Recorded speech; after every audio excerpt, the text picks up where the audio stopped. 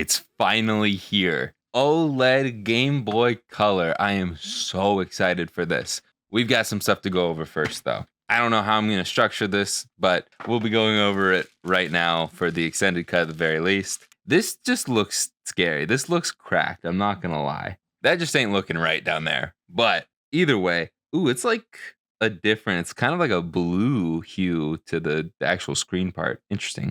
We've got peels all around up top as well, even. Obviously, the included shell is going to work with it, but the question that I and many others have, is it going to fit in the funny playing shells? Because that's where all of the prints are. That's where all of the UV print cool looking stuff is, like this Charizard guy. So without taking the stickers off, can we fit it in here? I might have to peel the peel, but yeah, boom, like a glove. Beautiful.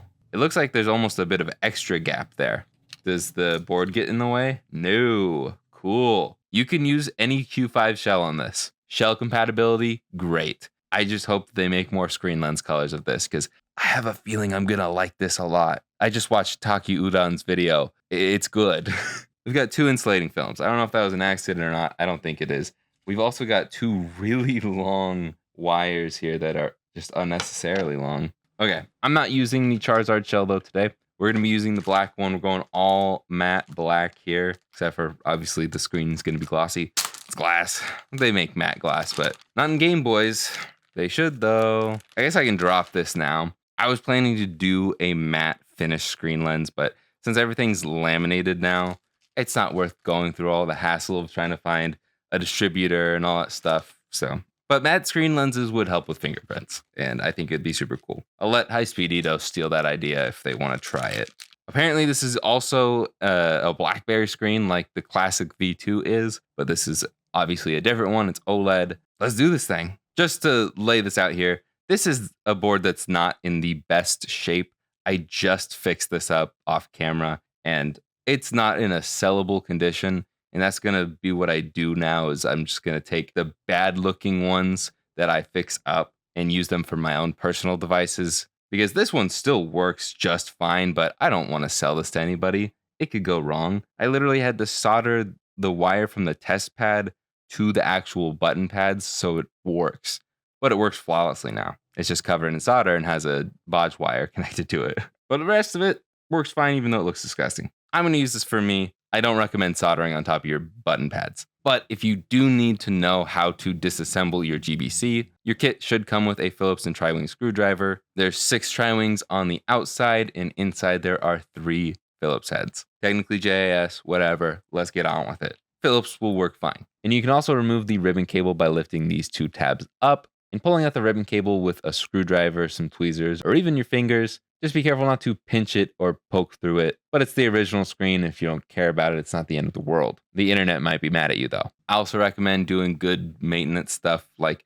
cleaning your power switch, cleaning the board in general with some isopropyl alcohol. I've gone over that plenty of times in other videos and shorts. I will leave a link to a short about how to clean your power switch down below. Fix it, clean it however you need to, and then join me back here for the tutorial. I also recommend trimming down the cart slot pins. These things are pokey. I think the majority of this ribbon cable will be out of the way, but it scares me. I don't want to tear through this ribbon cable. They're thin, they're flimsy. They break easily, they tear even easier. So I just flatten them out a bit with some flush cutters. That's pretty much the only tool I can think of to flatten those out a bit. I didn't do the best job there, but it's not nearly as tall. It's also hard because some of them have capacitors there. You want to leave that capacitor there. It was put there for a reason in the factory way back in the day. What is that reason? I have no idea. Don't worry about it. I also recommend even still putting Kapton tape over this. It's not going to stick as well if you don't trim those down. Just cover that up there.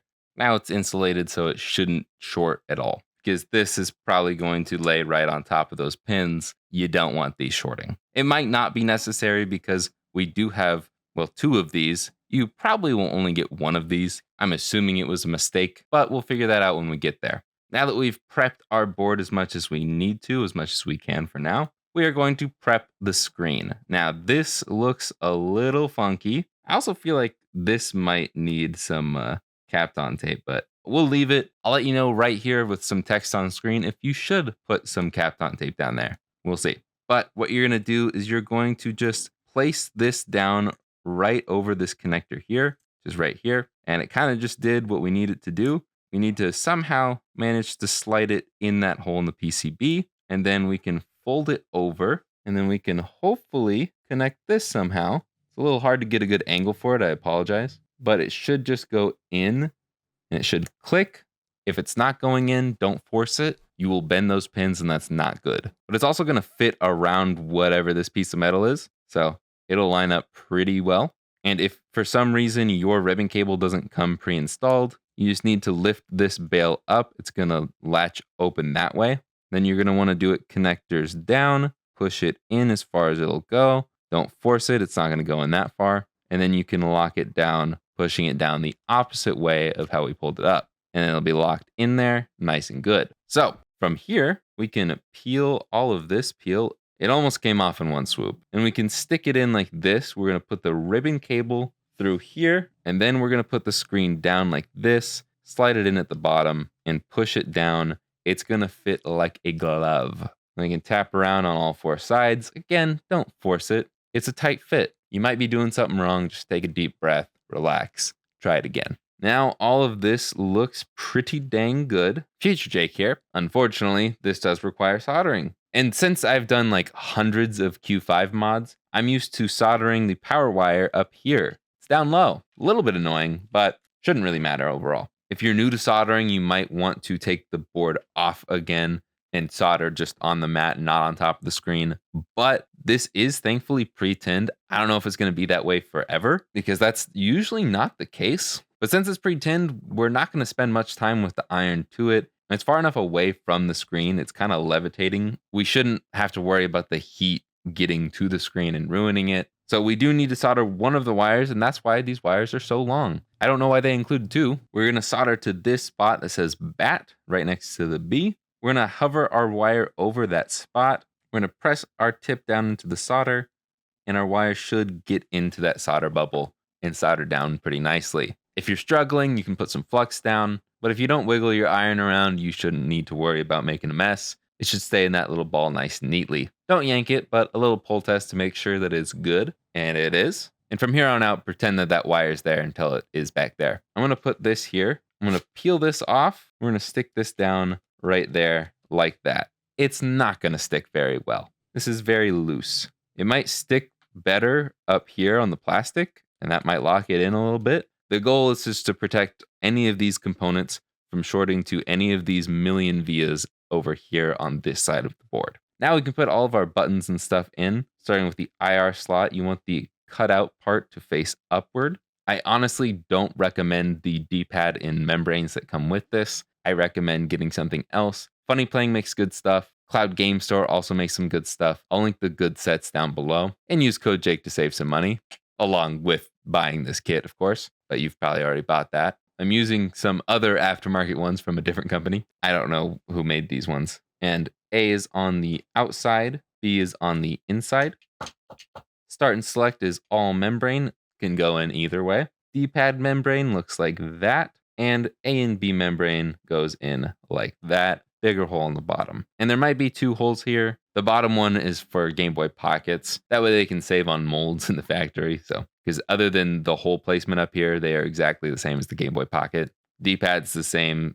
Start and select is different though, unfortunately. For us though, it doesn't really matter. Then I wait to put the power switch in until after I put the board down. And since this has touchscreen controls, hallelujah, we don't have to do any soldering to vias, test pads. It's all on the back. Now that everything is in and we have our wire in that we had there the whole time, we can take our board and put it in the shell. The speaker will only go in one way. I like to put that in first. And then the board should kind of click into place. If it didn't click, you can just give it a little bit of a wiggle. There should only be a tiny bit of play. Then we can take our ribbon cable. It should be pin side up. And it's a little bit harder to get in here because we don't have as much room to play with. But we can eventually maybe get the ribbon cable in there. And it should look something like this. If it's not going in, make sure your tabs are up. And then we can lock those two tabs down on the sides. From here, I'm actually going to put our 3 screws back in. the Phillips screws to be more specific, starting with the middle one here. These will also be the shorter screws.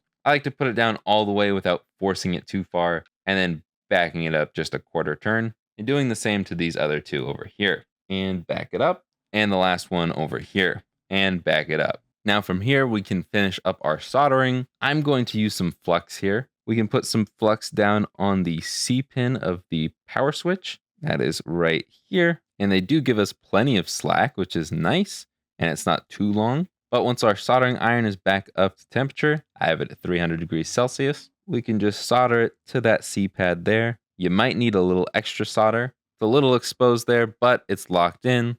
Giving it the little pull test again, and it's not going anywhere. So we can turn our soldering irons off, unplug it, we're good, we're done with soldering. Then we can take our power switch and put it down over here. Make sure it lines up with the plastic yellow piece on the power switch on the board. Otherwise it won't work and you might break your power switch. And then we can take our back half, slap it down, only goes in one way as well. And then we have our 6 tri-wing screwdrivers. There should only be 6 tri-wings left. You might have an extra screw, sometimes it happens, but they're all exactly the same size screw, so you can't go wrong here. Maybe we should have tested this beforehand. I'm too cool to test my Game Boys before they're fully put together. Plus, we can't test it without soldering first, so what's the difference? Not using the double-sided tape? I don't know. But now we can put our batteries in, double A's. I like to use my Ladas. We can put the back half on, and I don't like to put the sticker on until we test it first. And we still have our peel on that has a lot of fingerprint smudges. I don't know if that's for me or not, but this matte black Game Boy Color looks good, and it's going to look even better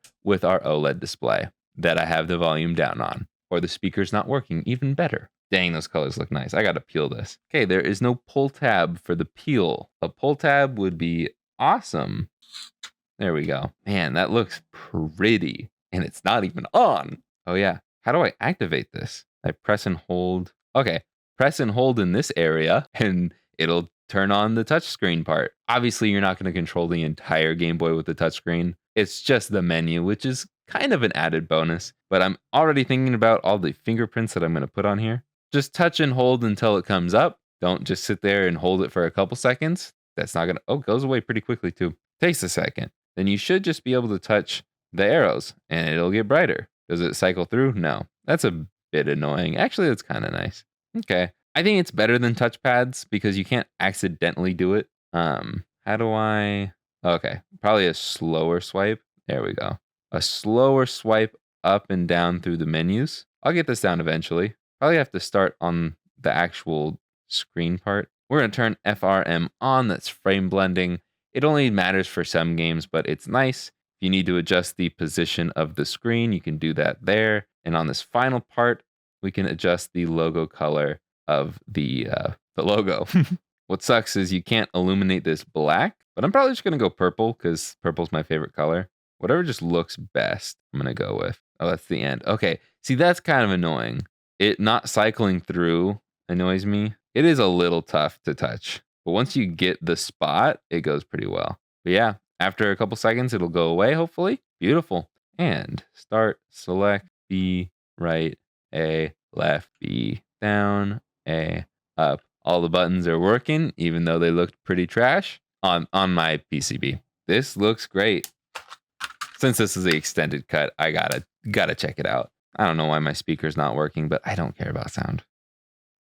Whoo! Those colors look awesome. I don't know how it looks for the camera. Oh my gosh. I knew OLED was good, but man, dude, this looks so good. I can't wait for the start screen to see all the pixels off and it's just Suicune. Woo! Dude. This just looks, I've never been so excited and satisfied with the end result of a Game Boy mod screen. Like, look at that. The screen is off for the most part. It looks no different. It looks no different off. This is the best kit. Go buy it. I already know because I watched Taki's video. The battery life is like 2 or 3 hours better on this. I don't know if that's top brightness, middle brightness, low brightness. He didn't really specify, I don't think. I'm obviously going to do battery testing in the full video, so if you haven't seen that one first. But man, I love this kit so much. this will be the kit I use as long as they get more colors for screen lenses in. Obviously, they gotta test the market first with just a black one, but dude, people are excited for this. I'm excited for this. I'm ready to buy a bunch of these. I'm so juiced right now. Let's go. Please, please do this for the Game Boy Advance. Please. All right, I gotta spend some time with this. I'm hyped. I gotta edit this so I can get this out to you guys for this week. It's already Monday. I only got a couple days to edit this. Woo! I'm pumped. I don't know how to end this one.